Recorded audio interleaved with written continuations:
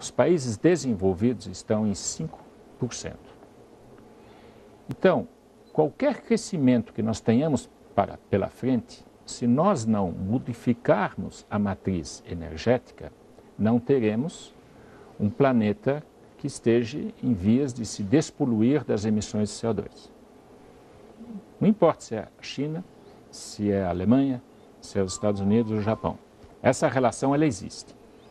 Então, o Brasil hoje é o maior contribuinte internacional em demonstrar de que nós podemos e tem uma conquista em relação a esse assunto. Agora, por que você sugere que a gente não está fazendo isso? Nós não estamos pautando isso. Nós não estamos pautando de que as energias renováveis são, dentro das questões do desenvolvimento sustentável, a chave número 1.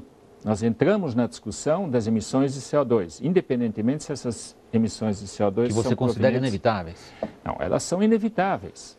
Agora, a discussão em cima disso nos coloca numa certa desvantagem de pauta do que se nós alocarmos uma pauta diferenciada. Em outras palavras, nós estamos deixando de discutir aquilo onde somos fracos, porque o Brasil já polui pra caramba com os desmatamentos. Mas aí é que eu queria entrar, porque as nossas emissões, que sejam talvez 800 milhões de toneladas... Estamos entre os 5 maiores poluidores. Sim, temos 75% disso é oriundo do desmatamento, queima das matas. O Mink lá no Ministério do Meio Ambiente, na semana que passou, dando uma reduzida nisso, mas todo mundo briga em cima desses números. Que seja, mas certamente é muito relevante. É muito relevante. Então, se nós reduzirmos as queimas das matas, nós estamos contribuindo. Nós iremos provavelmente com uma proposta de redução de CO2. Certamente. Agora, qual é a nossa proposta em relação às matrizes energéticas? Se nós exportarmos os nossos produtos que tenham 48% de energia sustentável, nós ganhamos uma certa preferência na entrada dos produtos ou não? Em princípio, sim. Não? Não, internacionalmente isso não é pauta, isso não é tema. Porque nós deixamos de colocar isso? Porque nós não estamos discutindo esse ponto, porque nós estamos deixando de colocar um ponto importante. Então, nós hoje entramos numa pauta onde a emissão, que é um pouco assim, nós estamos medindo a febre, mas nós não estamos olhando a causa da febre. Eu acho que o que ele está dizendo tem um elemento central de razão. O Brasil se sente tão vulnerável pelas suas falhas amazônicas, que a posição brasileira tem sido essencialmente defensiva. Isso. Nós vivemos num processo de explicação amazônica, porque damos conta que ali temos uma vulnerabilidade. Portanto, o Brasil, em vez de ter uma agenda propositiva de liderança, o Brasil, de certa maneira, se defende e não faz essas diferenciações necessárias. Eu acho que nessa área das três que nós falamos hoje, o Brasil está numa posição mais confortável. Confortável. O Brasil tem uma matriz extraordinariamente limpa, não se acrescentou aqui o nuclear. Tem esse elemento também, nem falamos tanto dos biocombustíveis, em que nós somos extraordinários, portanto, o desmatamento é controlável em grande medida em nosso benefício. Esquecer o mundo, não faríamos isso, o mundo entraria apenas como beneficiário final, mas em benefício de nós mesmos. Eu acho que em meio ambiente o Brasil podia ser um país não só confortável, mas agressivamente propositivo.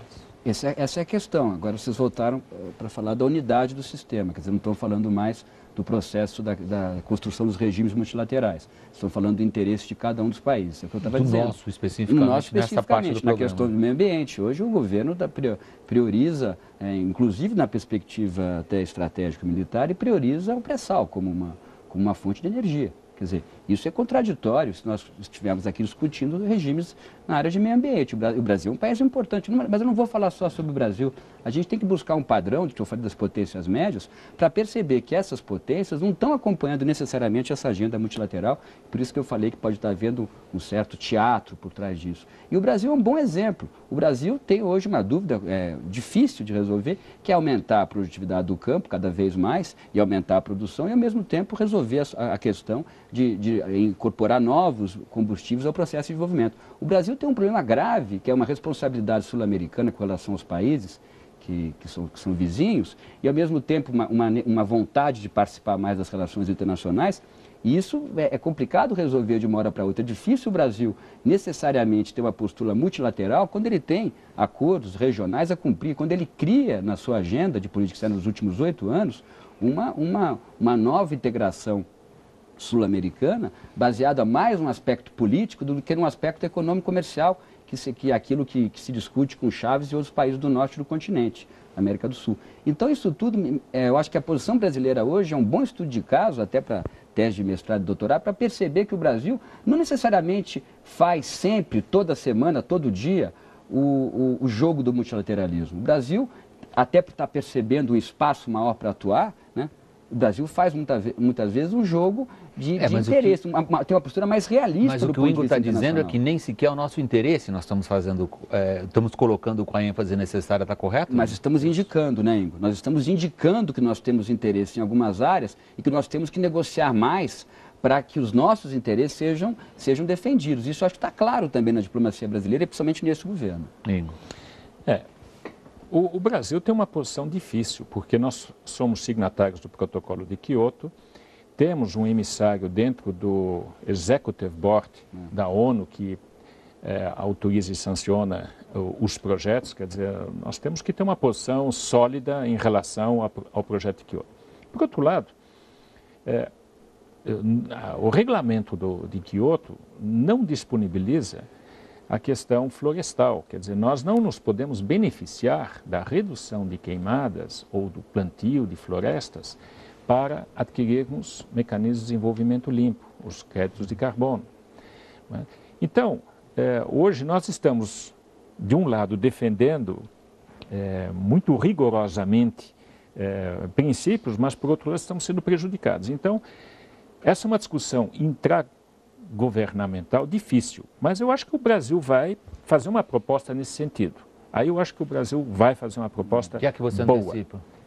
O que eu antecipo é que ele vai entrar com um processo de objetivos de redução de crédito de carbono, e existem várias associações que estão colocando junto ao governo a possibilidade de você ter crédito de carbono com redução de desmatamento, de tratamento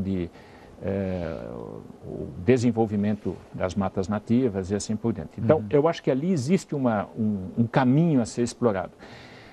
Mas, William, eu acho que nós temos, como Brasil, que pautar a questão das matrizes energéticas. Como você vinha dizendo. Porque mais cedo ou mais tarde nós vamos ficar discutindo o crédito de carbono. E aí vai acontecer o seguinte, na União Europeia já é assim, e em São Paulo está começando assim também. A medição, quanto carbono um automóvel está emitindo dentro de 1 quilômetro andado. E aí depois ninguém mais pergunta se foi movido pela gasolina ou pelo etanol, porque carbono é carbono. Isso faz uma grande diferença. Claro, para produzir gasolina eu emito X, para produzir etanol muito menos. Não, o carbono é reciclado, é um carbono neutro, porque ele entrou pela fotossíntese de novo. Então, a origem é diferente. Mas essa discussão, no momento, não se faz internacionalmente. Porque nós somos protagonistas número 1 em carros flex no mundo. Ninguém mais usa. Se nós não pautarmos, quem vai pautar? A Itália vai pautar? A Alemanha vai pautar? Os Estados Unidos vão pautar? Lógico que não. Eles vão pautar as reduções de CO2 porque é o de interesse deles dentro da matriz que eles têm. Porque os investimentos que teriam que fazer e o esforço da sociedade que teriam que fazer como nós estamos fazendo, não é? Ele é brutal, ele é muito grande. Então, aí é que está a nossa proposta e nós sairmos completamente diferente. Eu concordo plenamente com a Zambuja, que diz, nós temos um problema na Amazônia. Temos que reconhecer que nós temos. E é um problema grande. Se nós reconhecermos e buscarmos soluções comuns e conjuntas, é muito mais fácil você gerenciar isso e ganhar credibilidade nas soluções que nós temos para oferecer. Nessa segunda parte do programa, nós estamos vendo o Brasil e as discussões importantes da semana que passou. O meio ambiente, não quero cortar de maneira alguma, se você quiser ainda falar sobre isso, fica à vontade, Zambuja, mas eu queria colocar um outro ponto no qual o Brasil é ator importante, por incrível que pareça. Às vezes as pessoas ignoram. O Brasil é detentor daquelas tecnologias que as grandes potências querem sempre coibir e controlar, ou seja, as tecnologias que podem eventualmente levar à fabricação do material que é usado em bombas atômicas. E qual tem sido a nossa voz nessa discussão?